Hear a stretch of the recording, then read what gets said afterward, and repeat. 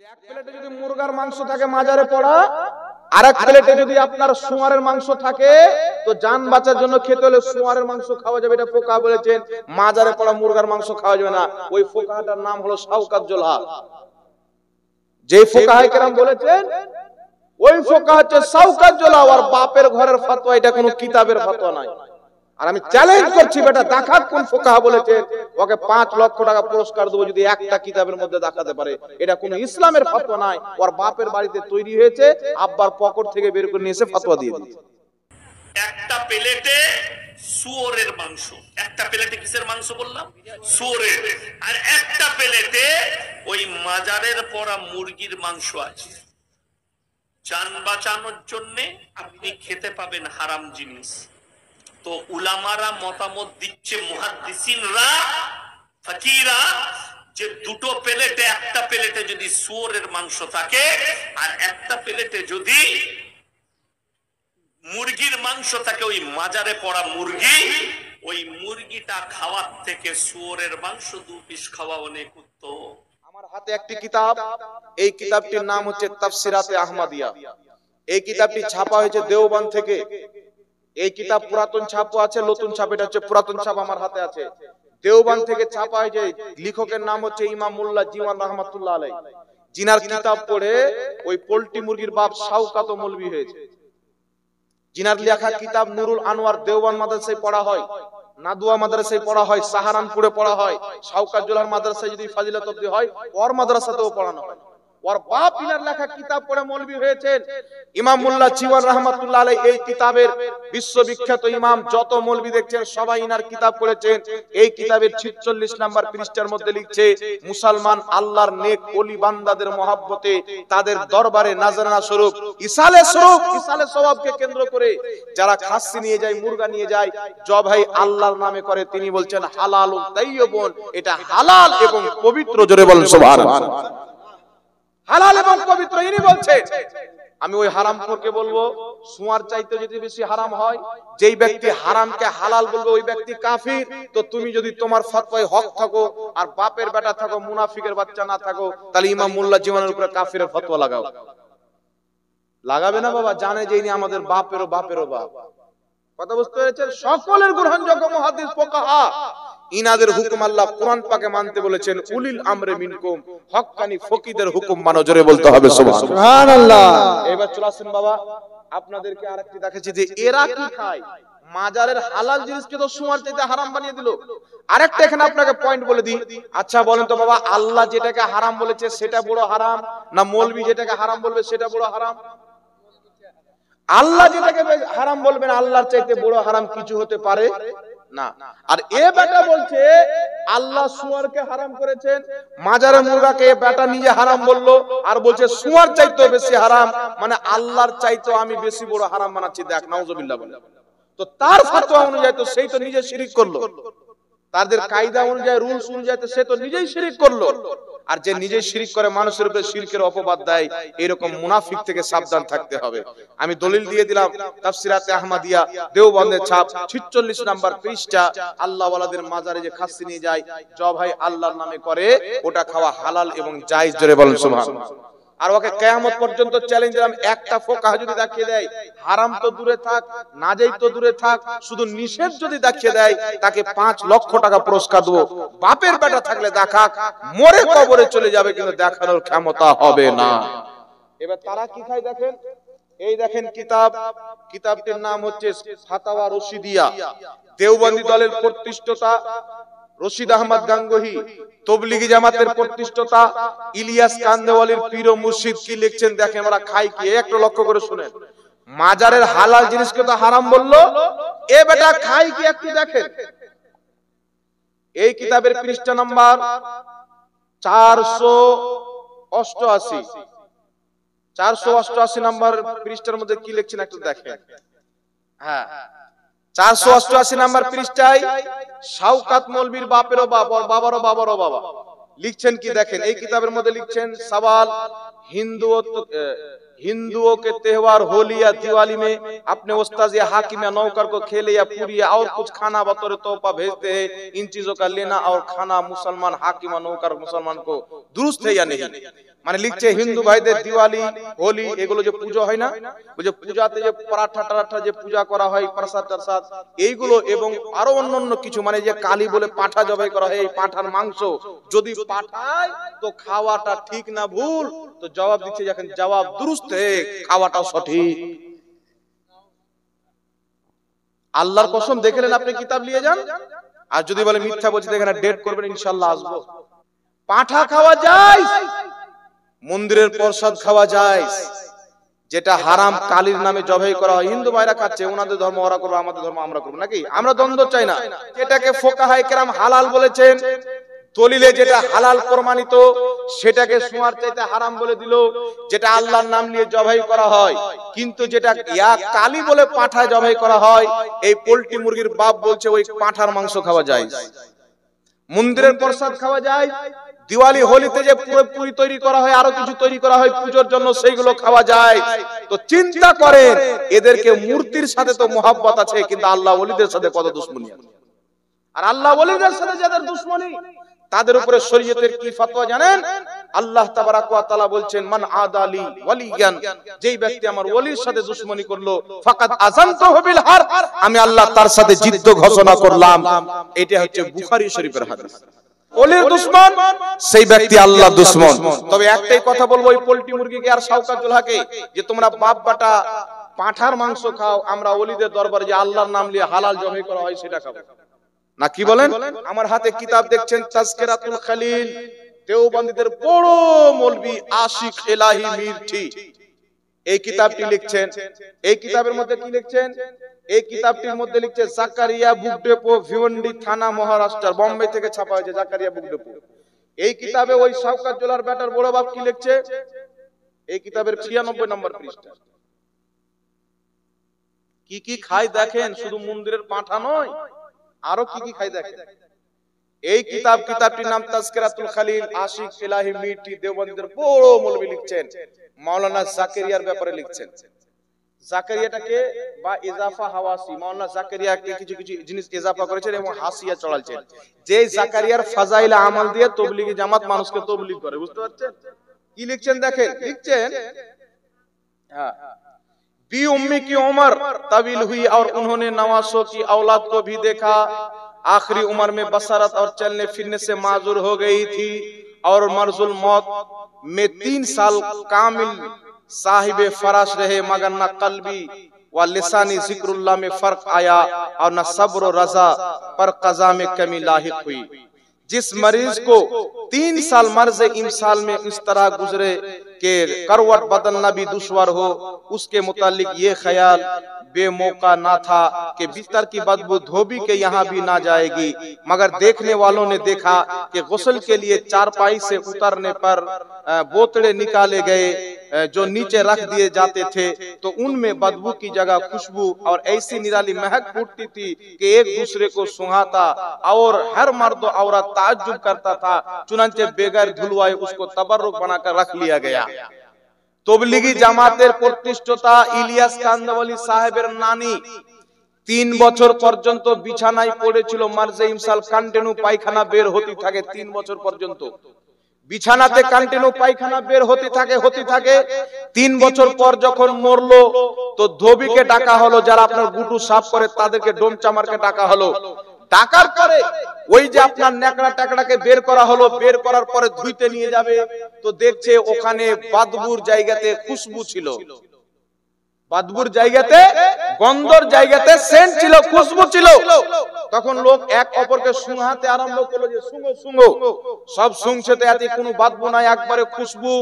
তো বিনা ধুয়ে ওই আপনার ইলিয়াস কান্দাওয়ালি সাহেবের নানির বুকে তাবাররুক বানিয়ে রেখে দিল। একটু ও লেলে, একটু তুমি নিয়ে এলো, একটু তুমি নিয়ে এলো, তাবাররুক বানিয়ে রেখে নিল। সকাল সন্ধ্যা একবার করে চাটবে, বুঝতে পারছেন? গু খানে वाला, পাঠা খানে वाला, মন্দিরের প্রসাদ খানে वाला বলছে মাজারের মুরগা খাওয়া হারাম। বলেন তো এর কপালে লাত আছে কি লাত নাই বাবা? এই জন্য বলছি না তুম সদমে হামে দেতে না ইউ বদ মারাইয়া হতি না খুলতি রাজে সরবস্তা না ইউ রুসওয়াইয়া হতি কাগজ কা ये लिबास बदन से उतार दे बारिश बरस गई तो मुंह कहां छुपा হুজুর হাফিজে মিল্লাত বলছে কাউকে ছেড়িও না, কাউকে কিছু বলিও না, আর কেউ যদি বলে দেয় ওকে ছাড়িও না। যখন আমাদের উপর আঙুল তুলেছে বাবা জবাব দিতে হবে কি হবে না? তো তোমার নানির ইলিয়াস কান্দিওয়ালি সাহেবের নানির পায়খানা চাটনেওয়ালা, মন্দিরের পাঁঠার মাংস খানেওয়ালা, প্রসাদ খানেওয়ালা আমাদেরকে বলছে মাজারে পড়া মুরগা খাই জাহাঙ্গীর মৌলভী। তো মাজারে পড়া মুরগা আল্লাহর নাম নিয়ে জবাই আলহামদুলিল্লাহ খাই, তাতে কি আছে? তোমরা তো গু খাইয়ে মানুষ হয়েছে, পাঁঠা খেয়ে মানুষ হয়েছে, তো তোমার চাইতে তো আমরা লাখ গুণ ভালো না, কি বলেন বাবা? আর মন্দিরে পাঁঠা কার নামে জবাই হয় আপনারা সকলে জানেন, আর মাজারের খাসি কার নামে জবাই হয় এটাও আপনারা সকলে জানেন। আর ওটার দলিল ফোকার কিতাব থেকে দিয়ে দিলাম, ও যে হারাম বলেছেন একটা মায়ের দুধ পান করলে দলিল দেখ 5 লাখ টাকা পুরস্কার দেব। চ্যালেঞ্জ থাকলো আমার, কিয়ামত তো চলে আসবে কিন্তু জবাব দিতে পারবে না। এটা তো কি খাচ্ছে বাবা, শুধু তাই বললাম। এই জন্য বলবো হুঁশ সামলে কথা বলতে হবে। তোমাদের যা যা পাটার আছে জাতির সামনে পেশ করা হবে ইনশাআল্লাহ। এই জাতি থেকে নিজের ঈমান বাঁচাবেন। যে নবী পাকের হতে পারেনি, আল্লাহকে মিথ্যাবাদী বলেছেন, ওরা দুনিয়ার কোন জাতির হতে পারে যে রাসূল পাককে গালি দিয়েছেন, আল্লাহ পাকের তাওহীন করেছেন, সেই ব্যক্তি কোনদিন মুমিন মুসলমান হতে পারে না। আরে মুনাফিক তো মুনাফিক, মুনাফিক চাইতেও যদি কেউ খারাপ থাকে ওটা হচ্ছে এদের কম শাওকাতের ব্যাপার। আল্লাহ হেদায়েত দান করুক, সকলে পড়ুন আল্লাহুম্মা আমিন।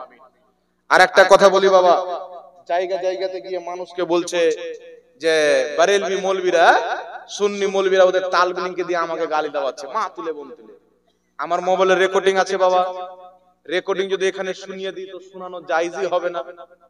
এমন এমন গালি আমার মা তুলে আমার বোন তুলে, এমন কোন দিন যায় না 2-4টা ধমকি দেয় না। একজন দক্ষিণ দিনাজপুরে বক্তব্য দিয়েছিলাম, দক্ষিণ দিনাজপুর থেকে ফোন করে বলছে বেটা তুই দক্ষিণ দিনাজপুর আয়, তোর লাশ যদি ফেলে না দিই তো তখন বলিস আমি বাপের বেটা লই মুখ ধুমুক। তো এমন এমন গালি বাবা একদিন ফোন করেছে আমাকে। কোথায় থেকে ফোন করেছে জানেন? পাশে একটা এলাকা জানা বেলডাঙ্গা থেকে ফোন করেছে। ফোন করে আমার মা তুলে আমার বাপ তুলে গালি দিচ্ছেন। ওর বর্ধমানের এলাকার লোক আমার মা তুলে আমার বোন তুলে গালি দিয়েছেন, এই রেকর্ড আছে মোবাইলের মধ্যে। কিছু কিছু ডিলিট হয়ে গেছে, কিছু কিছু আছে, কিন্তু এইগুলো আমি মানুষের সামনে বলিনি, কারণ কিছু এরকম লোক সব দিকে আছে না, কি বলেন? আমাদেরও কিছু লোক তাকে গালি দিতে পারে, কিন্তু সে আমাদেরকে বদনাম করতে চায় যে এরা দিয়ে গালি দেয়। ও যদি রাস্তায় বসে থাকে পেশাব লাগে, তোর মুখে পেশাব করবো না, আমরা তোর উপরে গালি কেন দেবো? ও তো নাপাক, ও তো গু খানেওয়ালা লোক, ও তো পাঁঠার মাংস খানেওয়ালা লোক। ও দেখলে তো আমরা 7 হাত পর্যন্ত দূরে পালাই। ওয়াকে ওর কাছে যাবো আমরা? বলেন তো বাবা, এ হচ্ছে মিথ্যুক। এ যদি মিথ্যা না বলে এর একটা জালসা কমপ্লিট হবে না। আর আমি আপনাকে বলে দিচ্ছি, যেইগুলো কিতাবের আলহামদুলিল্লাহ আমি হাওয়ালা দিই, বড়াই করছে না নাউজুবিল্লাহ, যেইগুলো কিতাবের আমি হাওয়ালা দিই এইগুলো কিতাব এ বাপের জন্মে চোখে দেখেনি, যে কিতাবের হাওয়ালা দিই। আমার ব্যাপারে একদিন বদনাম করে দিল কি, ঝাড়খণ্ডে একটা মুফতি জাহাঙ্গীর বেরিয়েছে গুটখাখোর। আমি কিন্তু বাবা গুটকা খাই না, আমার দাঁত চেক করলে আপনারা বুঝতে পারবেন। না গুটকা খাই না, পান খাই, কিছু খাই না। তো আমার ব্যাপারে বলছে গুটখাখোর জাহাঙ্গীর, গুটখাখোর জাহাঙ্গীর, গুটখাখোর। আমি চিন্তা করলাম যে সবাইকে খালি গুটখাখোর কেন বলছে। তো অনেক ভাবনা চিন্তা করে একটা রেজাল্ট বের করেছি, আপনাকে বলে দেবো। রেজাল্টটা বের করেছি যে আমার যখন বেটা হয়েছিল তো আমি মিষ্টি বন্টন করেছিল, এ যখন জন্ম হয়েছিল তো শাওকাত মৌলভী গুটকা বিক্রি করেছিল। বেটা বেটি হলে খুশিতে মিষ্টি বন্টন করেন কিনা? ওর বাপ গুটকা বেচেছিল, তাই যে গুটকা খায় না ওকেও মনে করছে গুটকা। ওর পাঠা খাওয়ার চাইতে গুটকা খাওয়া ভালো কি ভালো নয়? ওর পায়খানা চাটার চাইতে গুটকা খাওয়া ভালো কি ভালো নয়? যাক, আল্লাহ পাক বুঝার তৌফিক দান করুক, আর এই জাহিলকে হেদায়েত দান করুক, সকলে পড়ুন আল্লাহুম্মা আমিন। আরেক জায়গাতে বলছে, আমি বলেছি বাবা মুসলমানের খাতনার দাওয়াত দিয়ে যে খাওয়া দাওয়া করা হয় ওটা খাওয়া যায়, মুসলমানের দাওয়াত দেওয়া যায়। তো আমি বলেছি যে আমি আমার বাড়ি থেকে বলিনি, আমার ভিডিও দেখবেন, আমি কিতাবে রেফারেন্স দিয়েছি যে কে কে জায়েজ বলেছে। ইমাম নববী রাহমাতুল্লাহ আলাইহি শারহে মুসলিমের মধ্যে বলেছেন খাতনার দাওয়াত জায়েজ। ইমাম ইবনে কুদামা আল মুগনি কিতাবের মধ্যে লিখেছেন খাতনার দাওয়াত জায়েজ, বরং মুস্তাহাব, সওয়াবের কাজ। আল ফিকহ আলা মাযাহিবিল আরবা, 4 মাযহাবের ইমামগণ বলেছে খাতনার উপলক্ষে দাওয়াত দেওয়া জায়েজ। দেওবন্দীদের কিতাব ফাতাওয়া দারুল উলুম দেওবন্দ 16তম খণ্ডের মধ্যে লেখা আছে খাতনার দাওয়াত জায়েজ। আহলে হাদিসদের কিতাব মাজমুআ ফাতাওয়ার মধ্যে লেখা আছে দাওয়াতের খাতনা জায়েজ। তারপরে ইমাম বুখারীর কিতাব আল আদাবুল মুফরাদের মধ্যে হাসান হাদিস হযরতে আব্দুল্লাহ ইবনে উমর রাদিয়াল্লাহু তাআলা আনহু খাতনা দেওয়ার পারমিশন দিয়েছিলেন, ছাগল জবাই করে খাওয়া দাওয়ার ব্যবস্থাও করেছিলেন। যেটা সাহাবা করেছেন জায়েজ হবে না নাজেজ হবে বাবা? ফুকাহায়ে কেরাম, মুহাদ্দিসে কেরাম তাদের কিতাবে, ওয়াহাবিদের কিতাবে, সকলের কিতাবে লেখা আছে জায়েজ। তো এরা যখন ভুল বলে মানুষকে গুমরাহ করলো যে হারাম, তো কোনো ব্যক্তি যদি ভুল বলে আর আমরা মৌলবি সঠিকটা যদি জানি, তার প্রতিবাদ করা আমাদের উপরে ফরজ। এটা গিল্লা নয়, এটা আমাদের কর্তব্য। কথা বুঝতে পারছেন করেন না বাবা? এই জন্য এই মশলাটা বয়ান করেছে। এক জায়গায় বলছে ঝাড়খণ্ডের গুটকাখোর জাহাঙ্গীর এ উমুক কাটা খাবার খেতে খুব ভালোবাসে, মানে নামও লাও যেমন ওই জিনিসটার এখানে সবাই আছে, উমুক কাটা খাবার খেতে ভালোবাসে। আমি বলেছি জাহাঙ্গীর গুটকাখোরকে যে চামড়াটা কাটা হয় ওটাও দিয়ে দিবি, টেস্ট বেড়ে যাবে। আচ্ছা বলেন তো বাবা, চামড়া কাটাটা দিয়ে দিলে যদি টেস্ট বেড়ে যাবে, এটা ও জানলো কি করে? এর মানে ও খেয়েছে আর খেয়ে বিলেতি কুত্তা হয়ে গেছে, তাই কথা বলছে। বুঝতে পারছেন? তাই মানুষ হয়ে নাই, নিষ্ঠা হয়ে গেছে হাতি সুর আর মুখটা আছে মানুষ। আল্লাহ হেদায়েত দান করুন, বলেন আল্লাহুম্মা আমিন। নাউযুবিল্লাহ, আস্তাগফিরুল্লাহ। শয়তান থেকে আল্লাহর পানাহ। এটা কি লাগছে? একটা প্রশ্নের সে উত্তরটা দিয়ে দি বাবা। হ্যাঁ, তিনটা প্রশ্ন। আসসালামু আলাইকুম। ওয়ালাইকুম আসসালাম রাহমাতুল্লাহ। হুজুর, আমরা যে নামাজের আগে নিয়ত করি সেটা কি সহিহ হাদিসে আছে? দেখেন বাবা, আমরা যেটা নিয়ত করি হাদিস শরীফের মধ্যে আছে ইন্নামাল আমালু বিন্নিয়াত, প্রত্যেক কাজের ফল হচ্ছে তার নিয়তের উপরে। আরেকটি রাসূলুল্লাহর হাদিস আছে যে কওরি মুখে কিছু অন্তরে কিছু, দুমুখী যাকে বলা হয়, মানে মুখে কিছু আছে আর ভিতরে কিছু আছে। হ্যাঁ, আপনার হুজুর আসসালামু আলাইকুম আর মনে মনে গালি দিচ্ছে, মানে দুই মুখী হয় কি হয় না বাবা? একটা অন্তরের মুখ, একটা বাইরের মুখ। দুই মুখী ব্যক্তিকে আল্লাহ পছন্দ করেন না। তার জন্য ফুকাহায়ে কেরাম বলেছেন যে নামাজের অন্তরের নিয়তটা হচ্ছে ফরজ আর মুখেও নিয়তটা করা হচ্ছে মুস্তাহাব। কারণ মুখেও অন্তরে তো নিয়ত আছে নামাজ পড়তে যাচ্ছি, মুখেও যখন সেটা বের করে দিল তো আমাদের মুখ আর আমাদের অন্তর দুটোই এক হয়ে গেল। এর জন্য মুখে নিয়ত করা হচ্ছে মুস্তাহাব। যেমন ইমাম মুহাম্মদ রাহমাতুল্লাহ আলাইহি বলেছেন মুখে নিয়ত করা হচ্ছে সুন্নাত বা মুস্তাহাব। ইমাম সারাকসি রাহমাতুল্লাহ আলাইহি বলেছেন মুখে নিয়ত করা মুস্তাহাব। ইমাম মুল্লা আলী কারি রাহমাতুল্লাহ আলাইহি মিশকাতে সারা মিরকাতের মধ্যে লিখেছেন মুখে নিয়ত করা মুস্তাহাব। অসংখ্য ফুকাহায়ে কেরাম বলেছেন মুখে নিয়ত করা হচ্ছে মুস্তাহাব। আজকে যে ঘুমটাওয়ালা শয়তান মৌলবি বলে মুখ দিয়ে নিয়ত করা বিদআত, এ মৌলবি হচ্ছে জাহিল, পড়ালেখা করেনি। এ গাধার ফতোয়া মানবেন না। পূর্বের হাজারো বছর পূর্বের ইমাম মুহাম্মদ, হাজার বছর পূর্বের মুহাদ্দিস, ইনি বলছেন সুন্নাত বা মুস্তাহাব, সুন্নাতে মুস্তাহাব। ইমাম সারাকসি বলেন, ইমাম মুল্লা আলী কারি বলেন, যাদেরকে সবাই মানে এনারা বড় বড় মুহাদ্দিস, ইনারা বলছেন মুখে নিয়ত উচ্চারণ করা যেটা আমরা করি সুন্নাত বা মুস্তাহাব। তো আমরা মুহাদ্দিসদের মানবো না আজকের ঘুমটাওয়ালা ইহুদির মানবো? মুহাদ্দিসদের মানতে হবে কি হবে না? এই জন্য যদি কোনো মৌলবি বলে নিয়ত করা বিদআত, তাহলে মনে করবেন যে মৌলবি পড়ালেখা করে মৌলবি হয়নি, ওই পাঁঠা খেয়ে মৌলবি হয়েছে। বুঝতে পারলেন? তাই এদের বক্তব্য শুনবেন না। আল্লাহ হেদায়েত দান করুন, আমিন সুম্মা আমিন। তারপরে কি লেখা আছে?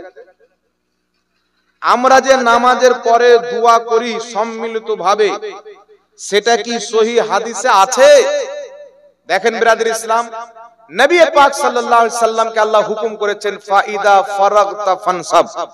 আল্লাহ বলছেন মাহবুব, যখন তুমি নামাজ থেকে ফারিগ হবে দোয়াতে পরিশ্রম করো। হযরতে আব্দুল্লাহ ইবনে আব্বাস সাহাবী তাফসীর করছেন, তাফসীর ইবনে আব্বাসের মধ্যে ফাইদা ফারাগতা ফানসাব, তুমি নামাজ থেকে ফারিগ হলে দোয়াতে পরিশ্রম করো, অর্থাৎ ফরজ নামাজ থেকে যখন শেষ করবে তখন সঙ্গে সঙ্গে দোয়াতে লিপ্ত হয়ে যাও। জোরে বলেন সুবহানাল্লাহ। তো ফরজ নামাজের পরে দোয়া করা আল্লাহর হুকুম। এবার কথা হচ্ছে সবাই মিলে বা হাত তুলে দোয়া করা যাবে কি যাবে না? লা মাযহাবীদের গুরু আব্দুর রহমান মুবারকপুরি তোহফাতুল আহবাজের মধ্যে লিখেছেন সহিহ হাদিস, নবী পাক সাল্লাল্লাহু আলাইহি ওয়াসাল্লাম ফরজ নামাজে সালাম ফিরাতেন, মুক্তাদির দিকে চেহারা করে দুই হাত উত্তোলন করে দোয়া করতেন। জোরে বলেন সুবহানাল্লাহ। তো ফরজ নামাজের পর দোয়া করা কোরআনের হুকুম, হাত তুলে দোয়া করা নবী পাক সাল্লাল্লাহু আলাইহি ওয়াসাল্লামের সুন্নাত।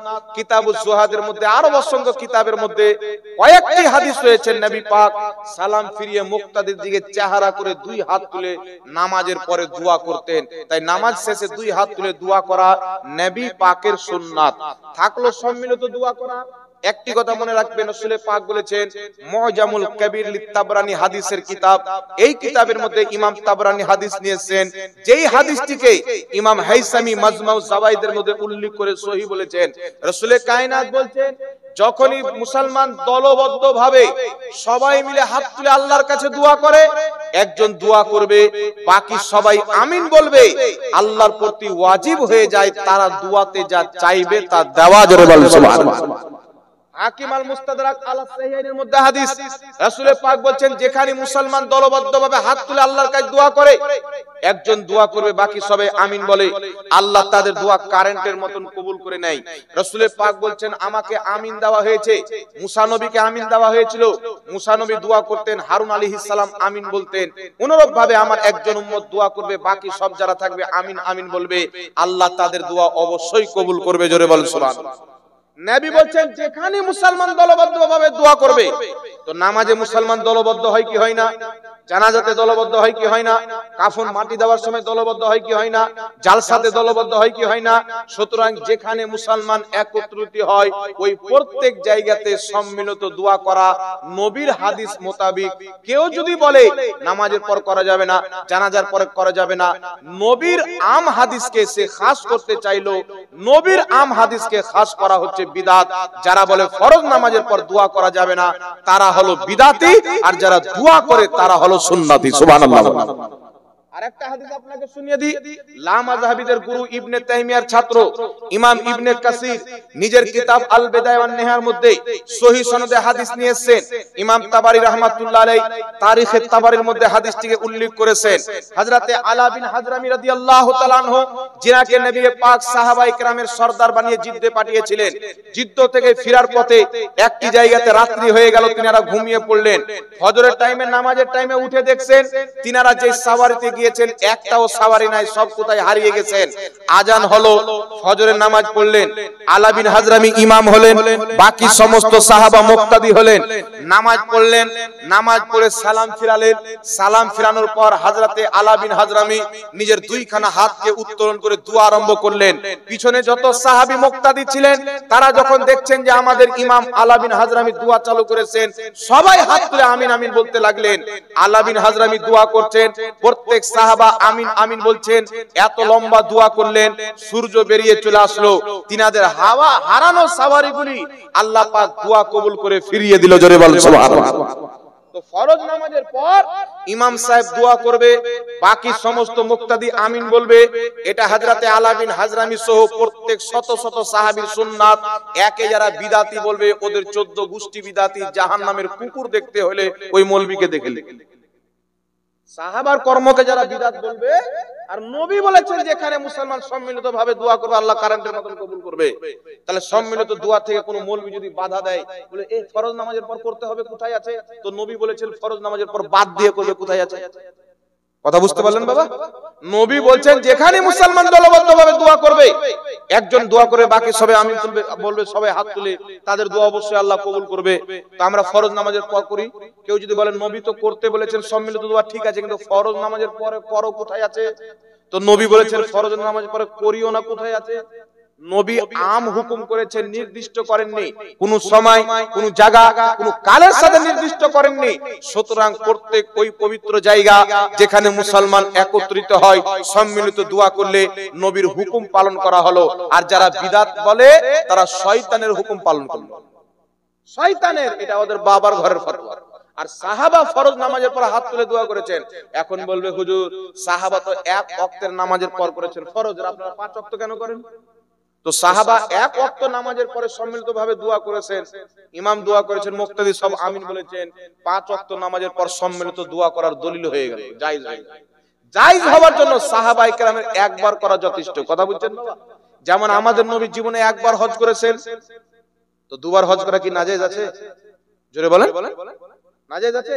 আমার আপনার নবী জীবনে একবার আজান দিয়েছে, তো 5 বার আজান দেওয়া কি নাজায়েজ আছে? তো সাহাবায়ে কেরাম একবার করলেন মানে তো জায়েজ হয়ে গেল, কিয়ামত পর্যন্ত জায়েজ।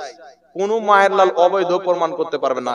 যারা অবৈধ বলবে তারা শয়তানের সাথে জাহান্নামে যাবে, যারা আমল করবে তারা সাহাবায়ে কেরামের পিছে পিছে জান্নাতে যাবে। জোরে বলেন সুবহানাল্লাহ। আল্লাহ পাক বুঝার তৌফিক দান করুক, আমিন সুম্মা আমিন। রাসূল সাল্লাল্লাহু আলাইহি সাল্লামের ইন্তিকালের পরে ইলমে গায়বের খবর জানেন? রাসূল সাল্লাল্লাহু আলাইহি সাল্লাম ইন্তিকালের পরে ওই ইলমে গায়বের খবর জানেন। রাসূল সাল্লাল্লাহু আলাইহি সাল্লাম এখন ইন্তিকালের পরে বাদ দেন, নবী পাক টোটালি গায়েব জান না, এরকম কিছু লোকের ধারণা। কুরআন পাকে আছে, আল্লাহ বলেন জমিন আসমানে আল্লাহ ছাড়া কেউ গায়েব জানে না। আছে না নাই? কুরআন পাকে আছে। নবীকে আল্লাহ বলতে বলেন মেহবুব বলো যদি আমি গায়েব জানতাম অনেক কল্যাণ একত্রিত করে নিতাম, ইল্লা মাশাআল্লাহ, কিন্তু আল্লাহ যে চাই। মানে আমি গায়েব জানি না। আল্লাহ বলছেন জমিন আসমান আল্লাহ ছাড়া কেউ গায়েব জানে না। আবার কোরআন পাক সূরা জিন আয়াত নাম্বার 26 এবং 27 এর মধ্যে আছে, আল্লাহ বলছেন আলিমুল গায়বি ফালা ইযহিরু আলা গায়বিহি আহাদান ইল্লা মান ইরতাদা মির রাসূল। সূরা জিন আয়াত নাম্বার 26 এবং 27। আল্লাহ বলছেন আমি গায়েব জাননেওয়ালা, আমার গায়েবের প্রতি কাউকে ক্ষমতামান করি না, ইল্লা মান ইরতাদা মির রাসূল, কিন্তু যেই রাসূলের প্রতি রাজি হয়ে যায় তাকে ইলমে গায়েব দিয়ে দিই। সূরা আলে ইমরান আয়াত নাম্বার 179, আল্লাহ বলেন মা কানাল্লাহু লিইতলাআকুম আলাল গায়বি ওয়ালাকিন্নাল্লাহা ইয়াজতাবি মির রাসূলিহি মাইয়াশা।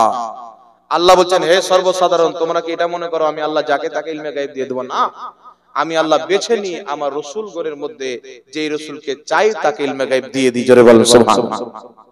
তো কোরআন পাকে দুই রকম আয়াত হয়ে গেল। এক রকম আয়াত আল্লাহ ছাড়া কেউ গায়েব জানে না, আর এক রকম আয়াত হচ্ছে আল্লাহ নবীগণকে ইলমে গায়েব দিয়ে থাকেন। তো আকীদা কি রাখতে হবে? দুই রকম আয়াতই মানতে হবে। তো ওয়াহাবীরা এক রকম আয়াত নিয়ে বলছে নবী ইলমে গায়েব জানে না, আল্লাহ ছাড়া কেউ জানে না, এক রকম আয়াত বাদ দিয়ে দেয়। এক রকম আয়াতকে নিয়ে আরেক রকমকে বাদ দিয়ে দাও, এটা মুসলমানের চরিত্র না মুনাফিকের চরিত্র? এটা মুনাফিকি, মুসলমান নয়। আমরা দুই ধরনের আয়াতকে মানি। তাফসীরে নিশাপুরীর মধ্যে লেখা আছে আল্লাহ যেখানে বলেছেন আল্লাহ ছাড়া কেউ গায়েব জানে না, নবী যেখানে বলেছেন আমি গায়েব জানি না, এর অর্থ হচ্ছে আল্লাহর না জানাতে কেউ গায়েব জানে না। কথা বুঝছেন? নিজে থেকে কেউ গায়েব জানে না, আল্লাহর না জানাতে কেউ গায়েব জানে না। কওরির না জানাতে জানা এটা একমাত্র আল্লাহর সিফাত, যার নিজের গায়েব।